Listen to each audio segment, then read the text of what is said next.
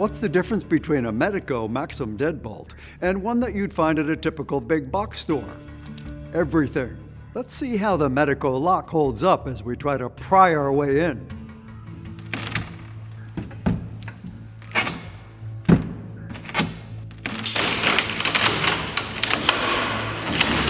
Even with this kind of abuse, the Medeco Deadbolt did its job. The size of the bolt and the reinforced strike allowed the Medeco Deadbolt to stand up to this abuse. Now let's see how the standard off-the-shelf deadbolt holds up.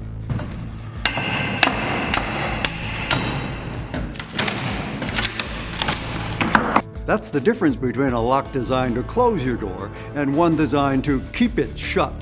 To upgrade your security, find a dealer near you at medeco.com/deadbolt.